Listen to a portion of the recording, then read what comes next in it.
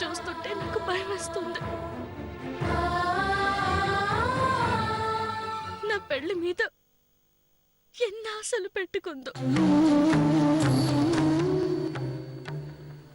ఎంత సంతోషాన్ని అనుభవిస్తుందో ఆ పోస్టర్లు వేయించడంలోనే తెలుస్తుంది నాన్న. కానీ రేపు పెళ్లిలో నిజం తెలిస్తే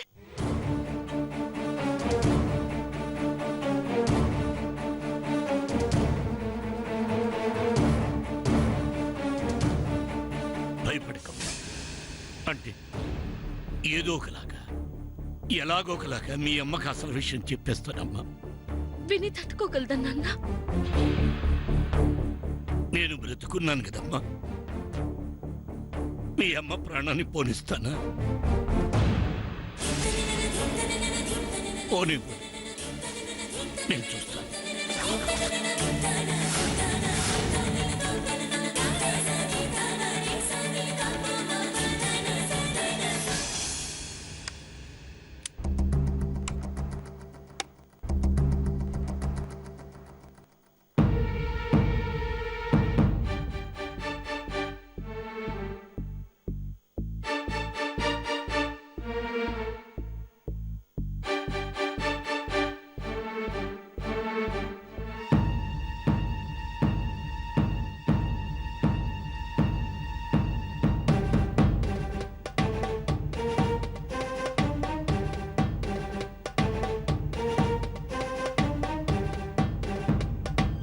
ఏందిరా, ఎవరేం మాట్లాడరు?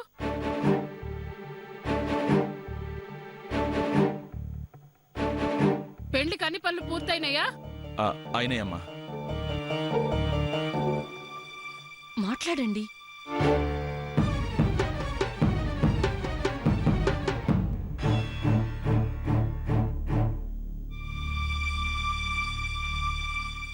ఏందిరా పాండు, నీ పెండ్లం ఏదో అడగమంటున్నది? కిట్టయ్యకి ఆస్తిలో భాగం ఇచ్చిన సంగతి అడగమంటున్నదా? చెప్పరా, గదేనా అడగమంటున్నది?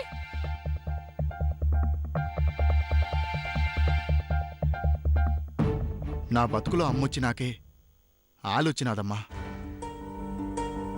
ఆలిని మంచిగా చూసుకుండే చెయ్యాలి గాని అమ్మని ఎదిరించడం చేయకూడదని నాకు తెలుసమ్మా. నీ బతుకులోకి అమ్మ రావడం కాదురా, అమ్మే నీకు బతుకునిచ్చింది. బతుక నీకు ఆస్తి ఇయ్యదా? గా సంగతి మీకు మీ పెండ్లాలకు నచ్చదని నాకు తెలుసురా.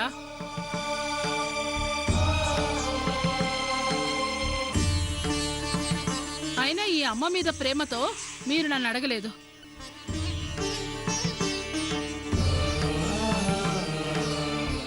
గట్లనే మీ మీద అభిమానంతో మీ అమ్మ కూడా మీకు అన్యాయం చెయ్యదు.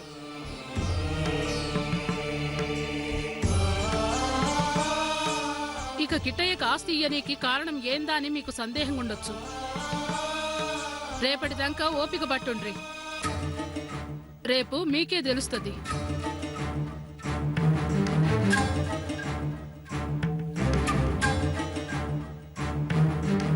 రేపే కదా పెండ్లి, ఆ ఏర్పాట్లు చూడండి. సీనయ్య పెండ్లి చాలా గొప్పగా చేయాలనుకున్నావమ్మా, కానీ రేపే కదా పెండ్లి, ఆ ఏర్పాట్లు చూడండి. సీనయ్య పెండ్లి చాలా గొప్పగా చేయాలనుకున్నావమ్మా, కానీ నువ్వు చెప్పిన ఏర్పాట్లన్నీ చేసినావు, గాని గవంత గొప్పగా లేవమ్మా.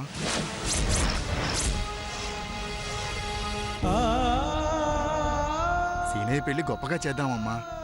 అవునమ్మా, మొన్న ఊరంతా పిలవమన్నావు. ఆ దినం ఈ ఊళ్ళో ఎవరింట్లో పొయ్యి వెలగొద్దు అన్నావు. అందరూ పెళ్లి భోజనమే తినాలా అన్నావు. ఈ ఊరే కాదు, ఈ మండలం అంతా సీనయ్య పెళ్లి గురించి గొప్పగా చెప్పుకునేలా చెయ్యాలన్నావు. కానీ ఇప్పుడు చేసినవంత గొప్పగా లేవమ్మా. గంతే కాదమ్మా, గిది ఈ తరంలా మన ఇంట్లో జరిగే ఆఖరి పెండ్లి. ధూమ్ధాముగా చేయాలన్నావు, కానీ పెండ్లి హడావుడి లేదమ్మా. ఇంకేమన్నా చేద్దామమ్మా? నువ్వన్నట్టు సీనయ్య పెళ్లి దుమ్దాంగా చేద్దామన్నావు. చేద్దామమ్మా, చెప్పమ్మా.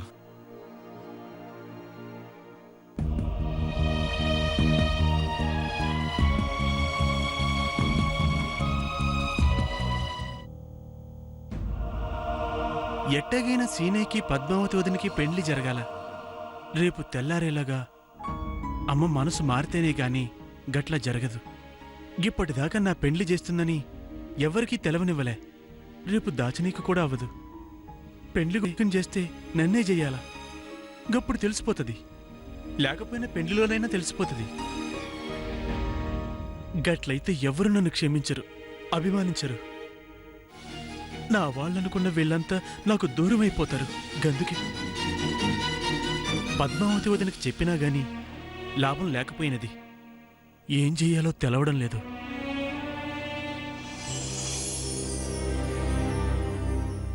అమ్మా దుర్గమ్మ తల్లి దండాలు.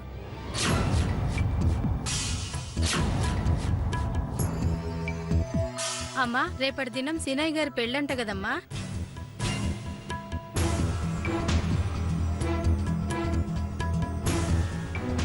మీకెవరు చెప్పిండ్రు? రాజుగారి ఇంట్లో యువరాజు గారి పెళ్ళంటే మీరే చెప్పాలేంటమ్మా. ఈ మండలం అంతా ధూమ్ధామ్ అయిపోయినదమ్మా.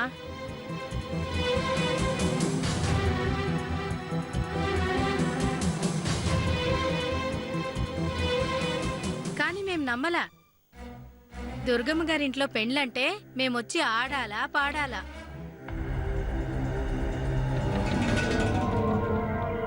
పెండ్లి కొడుకు లేకుండా పెండ్లవుతుంది గాని మా ఆటపాట లేకుండా అవదు.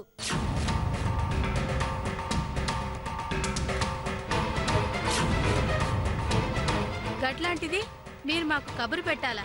గందుకే పెండ్లి మాట ఒట్టి మాట అని వాదించినాము.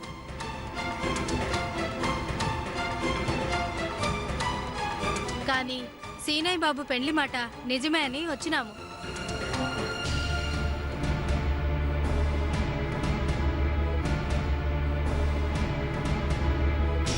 ఏమైనదమ్మా?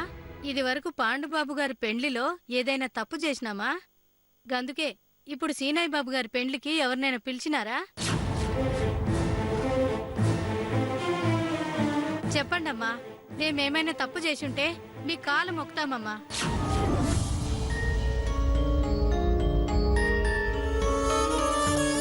కానీ మీ ఇంట్లో పెళ్లికి మా ప్రోగ్రాం లేకపోతే మీకెట్లుంటుందో గాని మాకు తృప్తిగా ఉండదమ్మా. దయచేసి ఒప్పుకోండమ్మా. పెద్దబాబు మీరైనా చెప్పండి. పెద్దబాబు అమ్మగారిని ఒప్పించండి.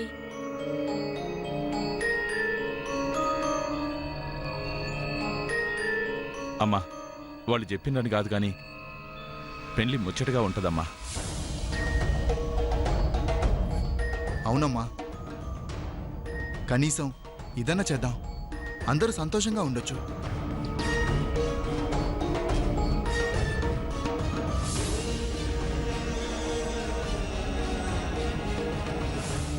గట్లనే చెయ్యండి.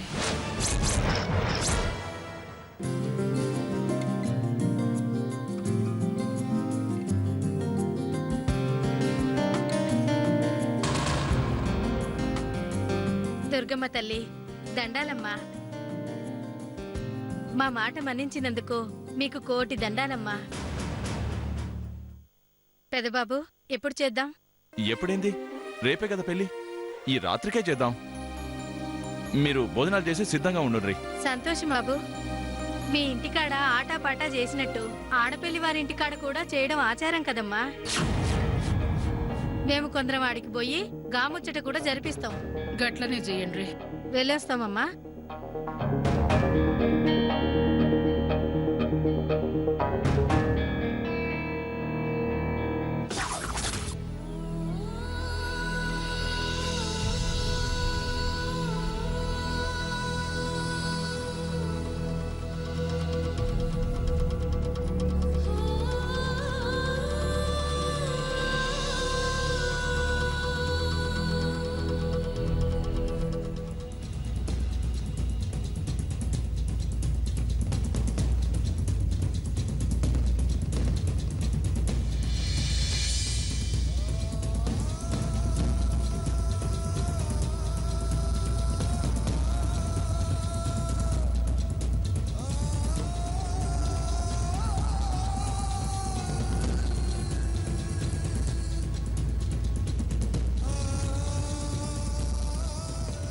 ఏంద్రా అలా ఉన్నావు?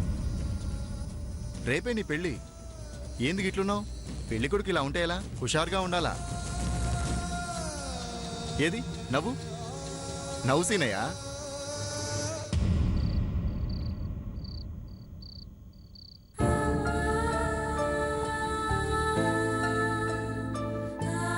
తులసి, ఏంటి ఏంటి అంత ఆనందంగా ఉన్నావు?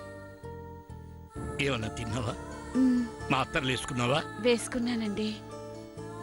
ఏంటి? అది మన పద్దు గురించేనండి. పద్దు పుట్టడానికి ముందు దాన్ని చూడ్డానికి 9 నెలలు ఎదురు చూశాను. పుట్టాక దాన్ని చూడగానే 9 నెలలు పడ్డ కష్టమంతా మర్చిపోయి ఎంతో సంతోషపడ్డాను. అలాంటి సంతోషం ఊహ కాదండి, అంతకి 100 రెట్లు సంతోషం. అలాంటి సంతోషం ఊహ కాదండి,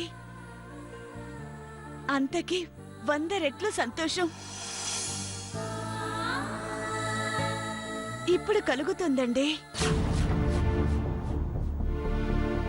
అది పుట్టాక చూడటానికి ఎదురు చూసినట్టే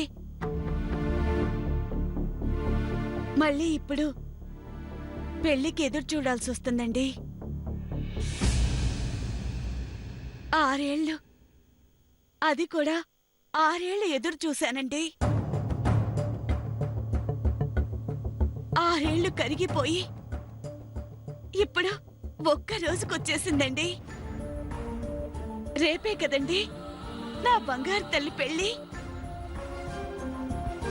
రేపే కదండి నా కూతురు ఆ దుర్గమ్మ ఇంటి కోడలవుతుంది. రేపే కదండి ఆ సీనయ్య బాబుకి. తులసి,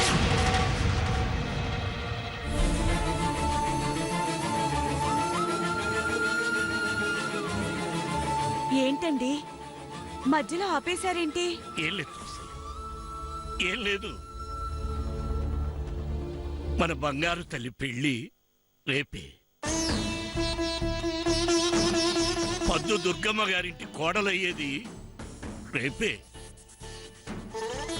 కానీ కానీ సీనయ్య బాబుకి ఆ సీనయ్య బాబుకి అల్లుడి గారికి ఏమైందండి? చెప్పండి. కాలేదు, అల్లుడి గారికి ఏం కాలేదు. కానీ సీనయ్య బాబుకి ఆ నీతో చెప్పాలి. అయ్యా సత్యం గారు,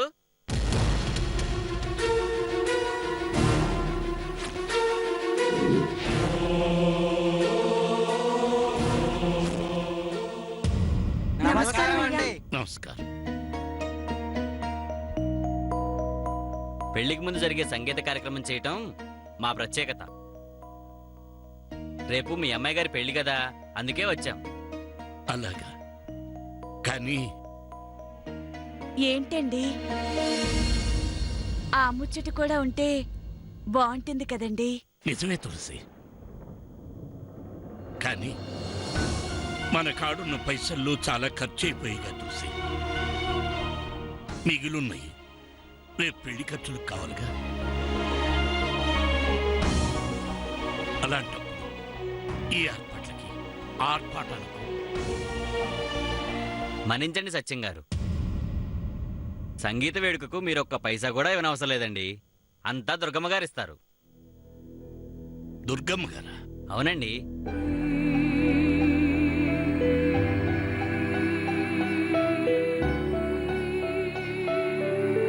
దుర్గమ్మ గారింట్లో జరిగే ప్రతి పెళ్లి వేడుకలో సంగీత వేడుకలు మేమే చేస్తాం.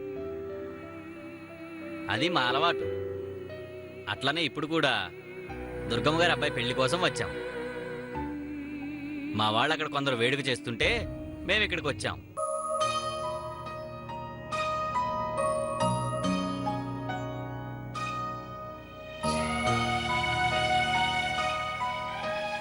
ఇంకా పైసలు అంటారా? అడగకుండానే అన్నం పెట్టే తల్లి దుర్గమ్మ గారు. మా కళకి విలువగట్టి ఆవిడే ఇస్తారు. అందుకే చెప్తున్నా, మీరు మాకు ఒక్క పైసా కూడా ఇవ్వనవసరం లేదు. రేపు పెళ్లి గనుక ఈ రాత్రికే ఆ వేడుక జరిపిస్తాం. మీరు సిద్ధంగా ఉండండి. ఆ మాట చెప్పడానికే వచ్చాం. వస్తాం సత్యం గారు. మంచిది.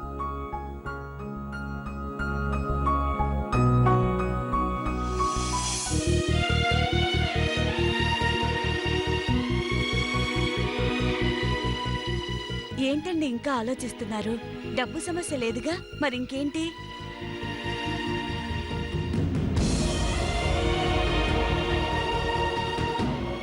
ఏంటండి ఇందాకేదో చెప్పబోయి ఆపేశారు? దాని గురించే కదా ఇలా ఉన్నారు? ఏంటండి అది? సీనయ్య బాబుకి ఏమైంది? చెప్పండి.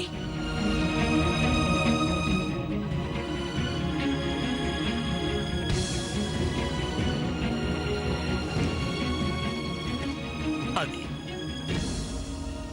అది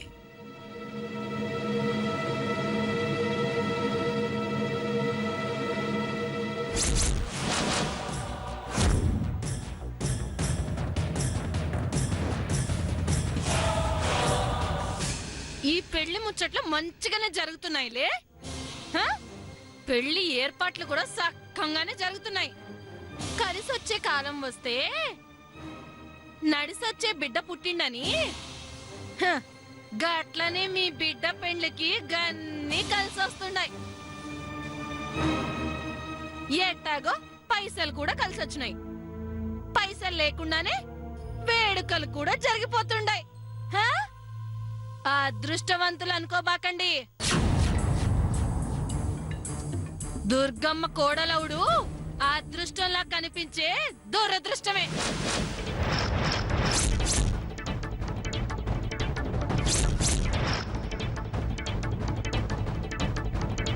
చేయండి చేయండి చేయండి, బాగా చేయండి.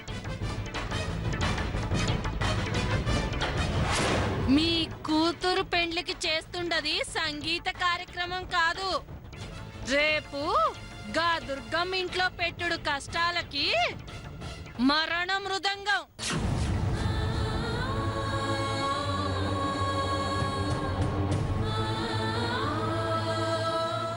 అంటే తెలుసునుగా,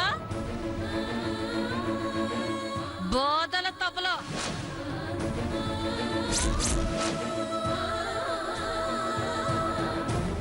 రేపటి దినం నుంచి నీ కూతురికి బాధలే బాధలు.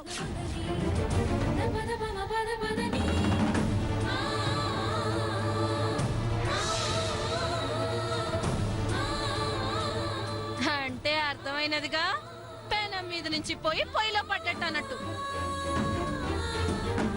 అంటే నా తాన్ నుంచి పోయి దుర్గమ్మ చేతిలో పడ్డట్టు.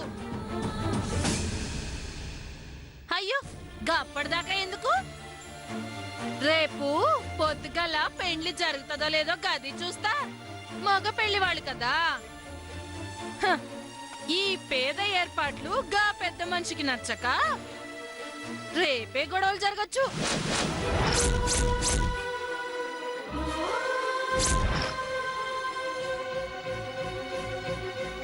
దుర్గమ్మ కొడుక్కి నీ కూతుర్ని చేసుకోనని చెప్పొచ్చు. గొప్పలకి పోయి గోతులో పడ్డట్టు అవుతుంది మీ పరిస్థితి. పడండి పడండి, బాగా పడండి. రేపటి దినాన నేను చూస్తాగా ఈ పెళ్లి ఎట్లా జరుగుతుందో.